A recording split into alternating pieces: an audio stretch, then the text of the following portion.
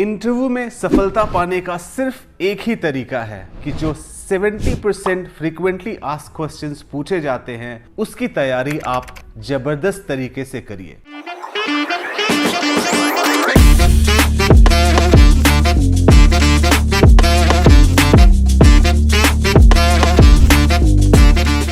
और हर इंटरव्यू में ये सवाल जरूर पूछा जाता है, why should we hire you. तो इस वीडियो में मैं आपके साथ शेयर करूंगा कि जब आपसे ये सवाल पूछा जाए तब आपको क्या जवाब देना है, ताकि आप इंटरव्यूअर के ऊपर ऐसा इंप्रेशन क्रिएट करें कि आपका इंटरव्यू में सिलेक्शन पक्का हो।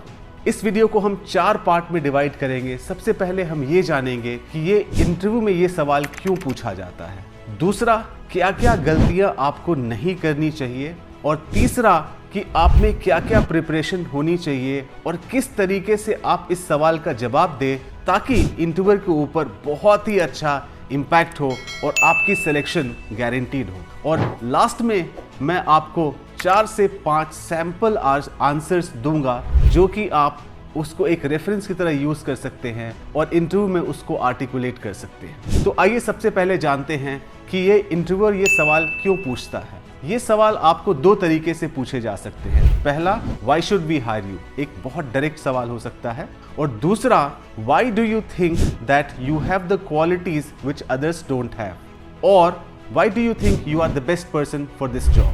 तो ये 3-4 तरीके से ये सवाल पूछे जा सकते हैं और इंटरव्यूअर ये सवाल आपसे इसलिए पूछता है कि वो आपसे जानना चाहता है कि आप में स्ट्रेंथ क्या है, आप बाकी जो कैंडिडेट हैं उससे कितने अच्छे हैं, आप में कॉन्फिडेंस लेवल कितना है, और आप में क्या क्या कॉम्पिटेंसी है जो कि इस जॉब को करने के लिए आपको दूसरे कैंडिडेट से ज़्यादा फिट बनाती है। ये सवाल जनरली इंटरव्यू के एंड में पूछा जाता है। जब आपकी इंटरव्यू 25-30 मिनट की जब खत्म हो जाएगी तो ये लास्ट सवाल या सेकंड लास्ट सवाल हो सकता है, that why do you think you are the best person for this job, और why should we hire you.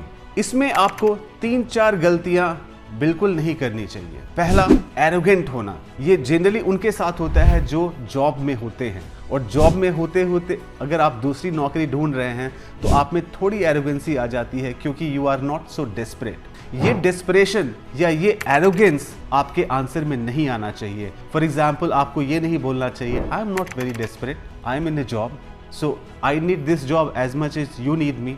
ये एक एरोगेंट आंसर करने का तरीका है। एरोगेंट होने का दूसरा तरीका हो सकता है that I am very highly qualified, I am from IIT, IIMs। आपके क्वालिफिकेशन के बारे में ब्रैग करना एक एरोगेंसी का दूसरा तरीका हो सकता है। तीसरा, आप जिस फैमिली बैकग्राउंड से आते हैं, मान लीजिए आप एक बहुत अच्छे फैमिली बैकग्राउंड से आते हैं, तो वो कहीं ना कहीं आपके सबकॉन्शियस माइंड में होती है जब आप रिस्पॉन्ड कर रहे होते हैं, तो वो एरोगेंस आपको इस रिस्पॉन्स में इंटरव्यूअर को नहीं देना है।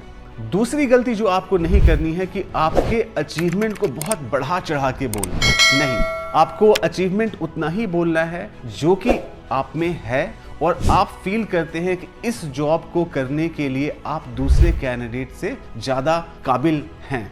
तो ये चीज़ों को आपको रिपीट करना है। जब भी आपसे ये सवाल पूछा जाए, why should we hire you, तो आपको इस सवाल का जवाब पहले से प्रिपेयर करना है। और जब आप प्रिपेयर कर रहे होते हैं तो 3-4 बातों का ध्यान रखना है। पहला, you know about the company. Her company की वैल्यूज़ अलग होती है, हर कंपनी किस टाइप के कैंडिडेट्स को रिक्रूट करती है वो अलग होता है। बहुत ज़रूरी है कंपनी के बारे में, उनका बिजनेस क्या है, उनकी फ्यूचर प्लानिंग क्या है, उनके प्रोडक्ट्स क्या हैं, कस्टमर्स क्या हैं, किस ज्योग्राफीज़ में हैं, वो सारी चीज़ों को आपको स्टडी करनी है। दूसरा है, go through the job description. एक, आप जब इंटरव्यू देने जाते हैं तो आपको एक जॉब डिस्क्रिप्शन मिलती है, उसमें क्लियरली लिखा होता है कि क्या क्या कॉम्पिटेंसी, क्या क्या एजुकेशनल क्वालिफिकेशन, क्या एक्सपीरियंस और किस तरह के कॉम्पिटेंसीज कंपनी की रिक्वायरमेंट है, उसको आप डिटेल में आंसर करिए, क्योंकि ये सारी चीज़ें उस कंपनी की रिक्वायरमेंट है और आपका रिस्पॉन्स इसी जॉब डिस्क्रिप्शन को एड्रेस करना चाहिए, इसी सारे एरिया में फोकस करना चाहिए, ताकि आप ये इस्टेब्लिश कर सकें you are the best candidate for this role.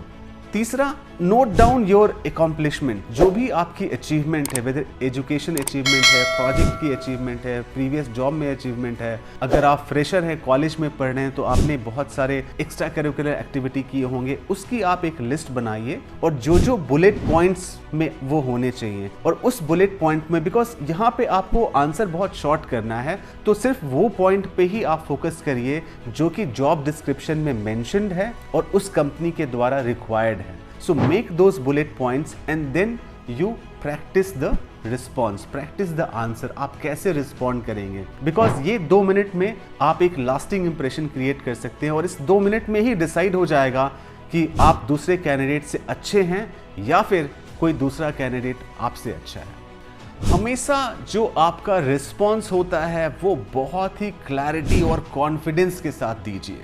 कभी भी इंटरव्यूअर को ऐसा लगना नहीं चाहिए जैसे आप नर्वस हैं या फिर आप जो बोल रहे हैं और आपकी बॉडी लैंग्वेज में तालमेल नहीं बैठ रहा है। ऐसा इंडिकेशन बिल्कुल इंटरव्यूअर को नहीं होना चाहिए जैसे आप कुछ बना के बोलने की कोशिश कर रहे हैं या फिर आप कुछ ऐसी चीज़ों को शेयर कर रहे हैं जो शायद आपने ना की हो। सो किसी भी क्वेश्चन के रिस्पॉन्स देते वक्त आपकी लैंग्वेज की क्लैरिटी, आपका कॉन्फिडेंस, आपका बॉडी लैंग्वेज बहुत ही पॉजिटिव होना चाहिए।